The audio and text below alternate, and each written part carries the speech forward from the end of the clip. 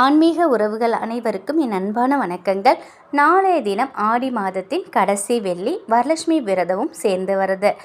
நேர்மறை ஆற்றல் நிறைந்த இந்த நாளில் நம் வீட்டில் இருக்கும் பெண்கள் எந்தெந்த விஷயங்கள் எல்லாம் செய்யணும் செய்யக்கூடாது அப்படிங்கிறத இந்த பதிவில் நம்ம பார்க்கலாம்.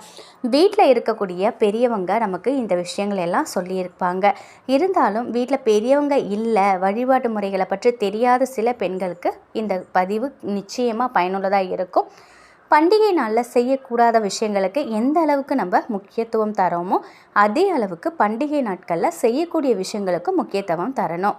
முதல்ல என்னென்ன விஷயங்கள் எல்லாம் நாளை செய்யணும் அப்படிங்கிறத பார்த்துடலாம்.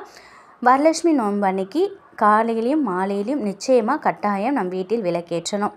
வீட்டில் இருக்கும் பெண்கள் நெற்றியில் குங்குமம் பொட்டு வச்சுக்கணும். திருமணம் ஆன பெண்கள் வகுட்டிலும் குங்குமம் போட்டு வைக்கணும். தலையில் கட்டாயம் பூ வைக்கணும்.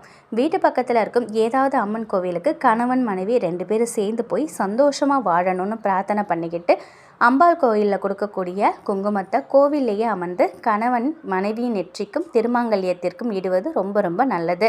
நம்முடைய வீட்டில் இந்த வரலட்சுமி வழிபாடு செய்ய முடியலைனாலும் இந்த ஒரு வழிபாட்டை மட்டுமாவது நிச்சயமாக கோவிலுக்கு போய் செய்யணும். உங்களால் இயன்ற மங்கள பொருட்கள் ஏதாவது ஒன்று வாங்கி ஒரு பெண்ணுக்காவது தானம் கொடுங்க. மஞ்சள், குங்குமம், வெற்றிலை பாக்கு, வாழைப்பழம், கண்ணாடி வளையல் இப்படி ஏதாவது ஒரு பொருளை வாங்கி தானம் செய்கிறதுங்கிறது சிறப்பு. நம் வீட்டில் இருக்கக்கூடிய சுபகாரிய தடைகளை நீக்கும். நம் வீட்டில் வரலட்சுமி வழிபாடு செய்யும் பழக்கமே இல்லைனாலும் பூஜை அறையில் விளக்கேற்றி மகாலட்சுமி தாயாருக்கு ஏதாவது ஒரு நெய்வேத்தியம் வைத்து கற்பூர ஆராத்தி காட்டணும். செய்யக்கூடாத விஷயம் என்னென்னு பார்த்துலாம்.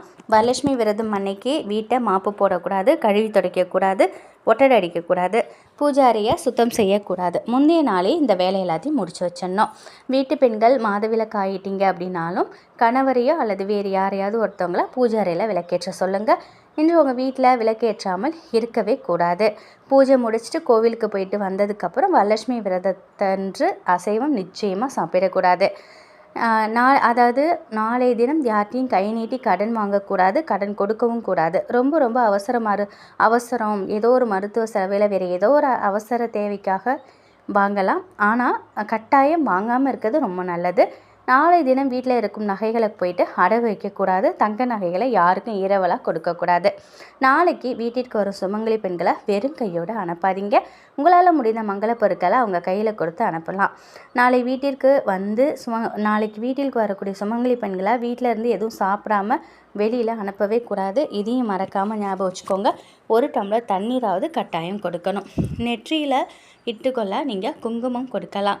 வீட்டில் எந்த மங்கள பொருட்கள் கொடுப்பதற்கு எதுவுமே இல்லையே அப்படின்னு கவலைப்படுறவங்க குங்குமத்தையும் பூவாவதும் கொடுத்து அனுப்புங்க. நாளைய தினம் வயசில் மூத்தவங்க இருக்காங்க இல்லையா, அவங்கக்கிட்ட நீங்கள் தம்பதி சரீரமாக இருந்து நீங்கள் பெரியவங்க காலில் விழுந்து ஆசீர்வாதம் வாங்கிக்கோங்க. இது இந்த மாதிரி செய்யும் பொழுது கட்டாயம் நம் வீட்டில் எந்தவித பிரச்சனையும் வராது. பண வரவிலும் நல்ல முன்னேற்றம் ஏற்படும். இது வரலட்சுமி விரதத்தன்னைக்கு செய்யக்கூடிய விஷயங்களை கட்டாயம் இந்த பதிவில் தெரிஞ்சிருப்பீங்க.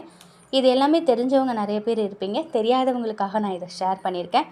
கட்டாயம் இதை நாளைய தினம் கடைபிடித்து வாங்க. அனைவருக்கும் வரலட்சுமி விரத நல்வாழ்த்துக்கள். நன்றி.